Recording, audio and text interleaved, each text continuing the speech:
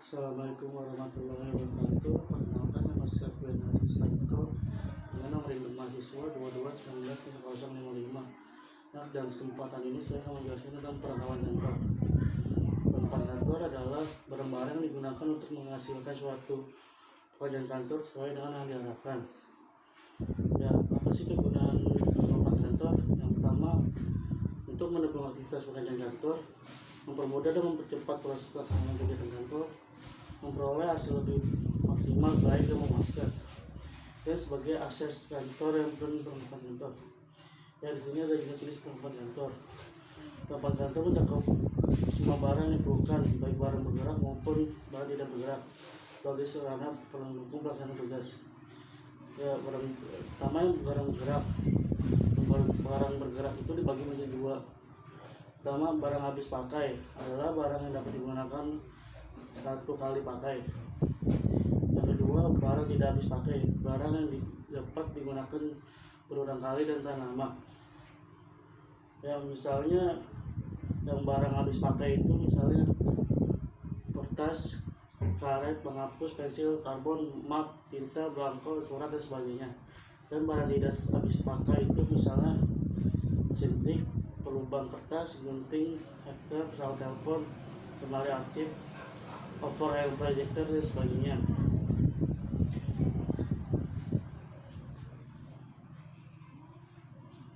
Ya, barang yang tidak gerak, misalnya tanah, gedung, bangunan. Ya, perlengkapan kantor. Bekal kantor, benda-benda yang akan habis pemakaian sehari di kantor.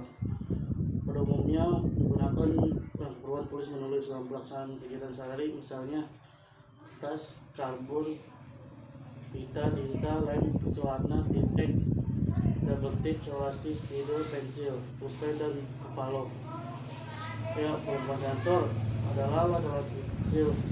Peralatan kantor adalah alat-alat kecil yang digunakan untuk membantu menyelesaikan tugas-tugas yang tidak terlalu berat maupun yang berat sekalipun namun tidak habis pakai. Contohnya gunting, penjepret kawat, paper clip, penggaris kantor, pelubang kertas.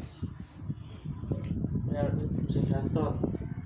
Mesin kantor adalah rangkaian sistem alat yang digunakan untuk menghimpun, mencatat, mengolah, dan menghasilkan bahan-bahan keterangan dalam pekerjaan kantor. Ya, di sini ada mesin kantor, contohnya mesin tik, mesin hitung, mesin penggadang, mesin label, mesin pembuka sampul berat, mesin penomor, dan komputer. Ya, perabot kantor adalah benda-benda pada umumnya yang digunakan untuk melaksanakan tugas kantor dan juga dapat menciptakan suasana kantor yang nyaman, indah, dan serasi ruangan kantor. Di kantor demikian rupa yang akan tertarik proyektor berada di kantor, misalnya meja, kursi, lemari, rak buku, meja komputer, hiasan dan lukisan dinding. 5. Pesawat kantor. Semua mesin-mesin komunikasi yang berfungsi sebagai alat untuk mengadakan komunikasi, misalnya intercom, telepon, handphone, switchboard, tekton, telex, maksimal, internet, sosial media seperti Facebook, Twitter, BBM, dan lain-lain. Kegunaan adanya pesawat komunikasi dalam kantor diantaranya sebagai berikut. Penyampaian komunikasi dapat dilakukan secara cepat dan tepat, menghemat tenaga dalam pelaksanaan tata hubungan di luar kantor, meningkatkan produktivitas kerja, mempercepat proses pekerjaan. 6. Alat peraga bantu peraga adalah alat yang membantu mempelajari komunikasi yang diadakan dalam suatu rapat atau pertemuan antara penyaji dengan pendengar peserta, mengenai penambahan pengalaman melalui pendengaran, penglihatan, praktik melalui penggunaan alat tersebut. Yang fungsi alat bantu peraga yang pertama, membantu penyaji dalam menyerahkan isi penyajian, menenangkan ide dengan baik, lebih kuat, lebih dalam, lebih mendalam, mengindahkan verbalisme, menggunakan kata yang berlebihan, menimbulkan perhatian, mendorong berpikir dan bertindak. Ya, itu ada lagi ruang lingkup alat bantu peraga. Contohnya tape recorder, video tape recorder, radio, televisi, dan lain-lain.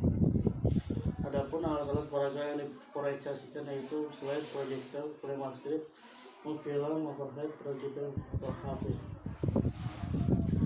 Alat peraga yang tidak bersuara dan tidak dipolarisasikan yaitu cardboard, flipchart, whiteboard, final graph, grafik, formulir, buku, dan lain-lain. Keuntungan kerugian menggunakan peralatan kantor. Keuntungannya adalah dapat menghemat biaya bila digunakan secara maksimal dan sesuai kebutuhan, menghemat tenaga dan waktu, pengendalian atas kualitas yang berkaitan lebih mudah dan sangat mudah pengawasan, dapat menghasilkan sesuatu yang lebih baik dan lebih rapi. Ya, kerugiannya adalah tingkat penyusutan dari beberapa jenis mesin tertentu atau tinggi. Mesin tertentu merupakan biaya yang tinggi untuk pengadaan dan pemeliharaannya, sulit mendapatkan operator mesin lengkap dan perlu adanya biaya yang mengerti mereka. Ya, ada lagi inventarisasi kantor dan inventarisasi kantor. Menurut Dell yang inventaris ialah sebuah daftar yang memuat nama-nama barang milik instansi. Apa sih tujuan inventarisasi?